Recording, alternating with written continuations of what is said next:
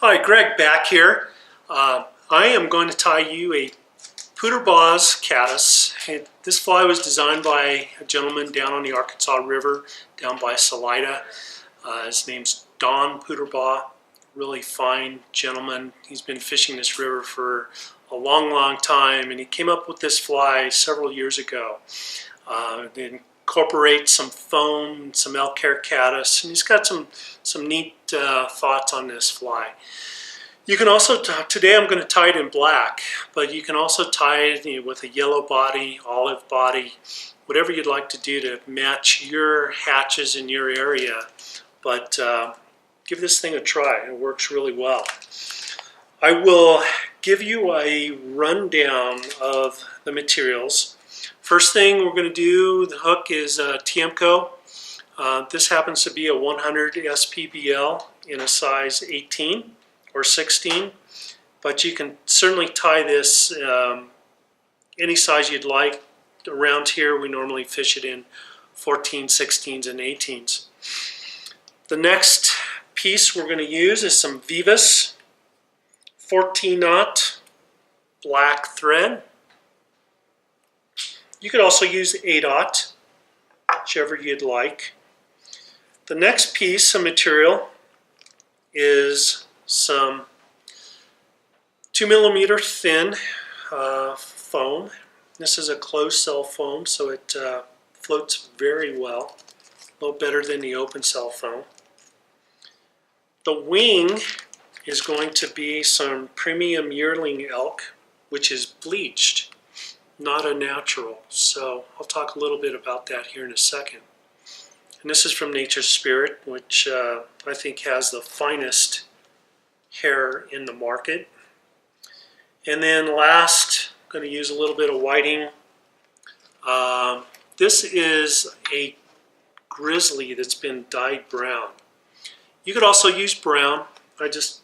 For my own flies, I like this grizzly, which works really well.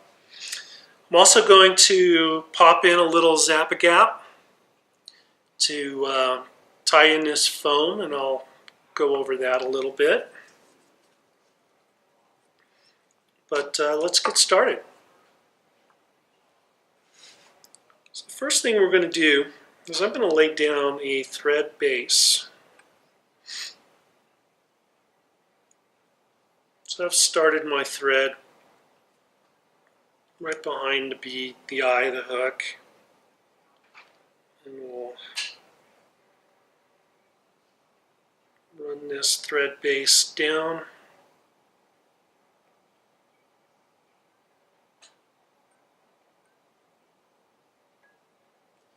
Back to above the barb of the hook, and we can run this back forward. I'm going to stop at about, not quite the halfway point up, but just a pinch more. Okay? If I had to divide that up, I'd say about 60%. Now the next thing I've done is I've taken a piece of foam, it's 2mm, and I've cut this in a 2mm square. Then what I'm going to do is I'm going to go in and barely score the inside right down the middle of one end of this. I don't know if you can see that little cut in there. I'm going to lay this foam so that it's right up to my tie-in point. Then I'm going to tie in the foam.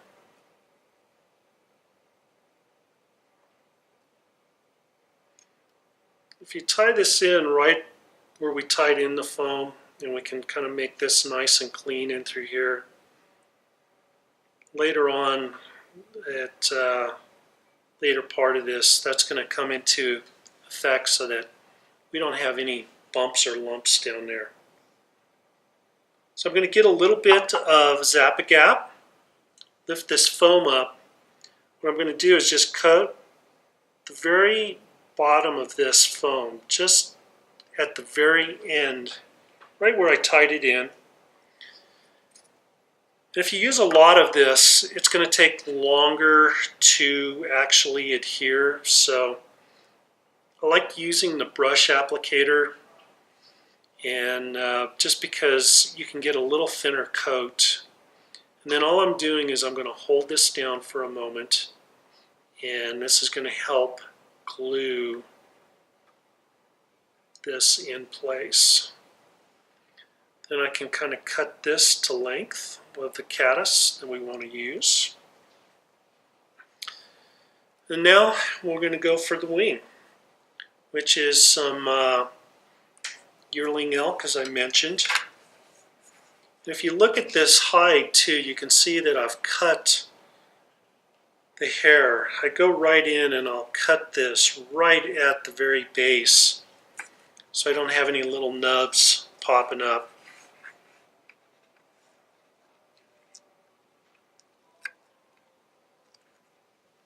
Then the next thing I will do is I'll hold these tips and I will get my little comb.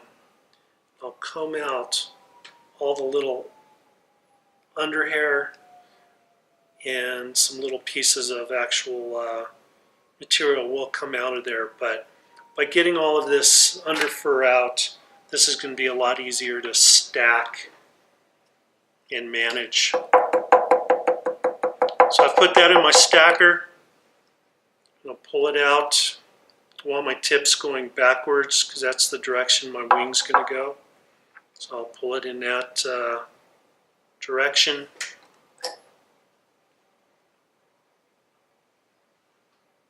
It'll give me a little wing that's nice and even tips. It's going to be just slightly longer than the body of the fly. I'm going to give my bobbin a little counter, or I should say a spin clockwise. That'll tighten this thread straight up into a nice coil. I'm going to do 2 soft wraps. Then I'm going to pull my thread pretty darn tight, almost to the point that that's going to break. And if I pull my thread towards my body, that's going to keep this from rolling. If I tighten this up and I pulled straight down, I'd roll that hair off the hook every single time. At this point, just going to pull up some butts, and right in the middle of the crease I'm going to make wraps, and I'm going to just do that until I get to the front. That ensures me too that I have really tied in this wing well. You could probably yank on this thing at this point and nothing would come out. Separate the wing tips from the butts, and then I'm just going to go in there as close as I can. Make a nice clean cut.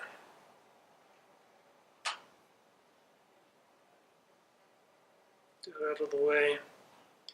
Then with these next few wraps, I'm just going to clean up that entire section. Make sure I get this wing on top of the foam so it's not rolling down on the side. This is a perfect time to do that. And I'm just going to go right up to the butt of that wing, and we're there.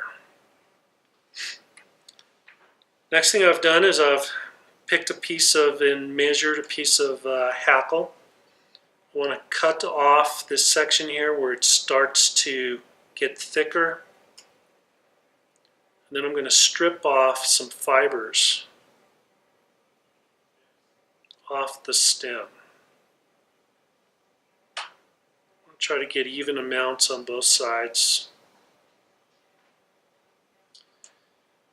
Also too, when I do that, I'm looking here that I want this stem to be long enough so that when I tie this in, I'm going to tie it in on my side of the hook, but the stem, what I'm looking at is the stem is right there, right where I tied on my thread at the very start of this fly. But I'm also going to have a little extra bare stem in the back so that when I make my first wrap, the hackle fibers aren't going to start rolling around the hook until I make at least a half a wrap of hackle.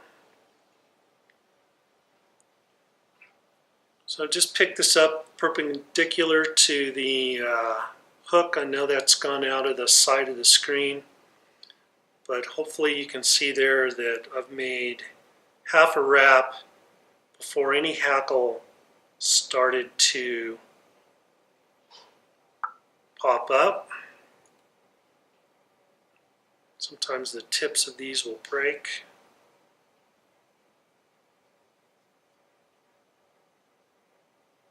And I'm just going to work this forward. Oops, one more time. Third time's a charm.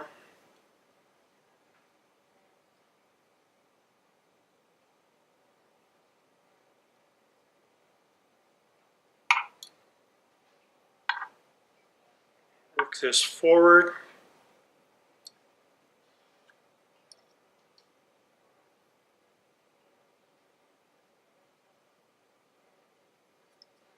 And at this point, I'm just going to tie this off. I usually like to make 2 wraps there. Then I'll bring my thread right up to the front there and make one more wrap, just in case I bump my bobbin. That just gives me a little bit more security. That's not going to unravel on me. And at this point, just whip finish my head. Try not to trap any hackle when you do that.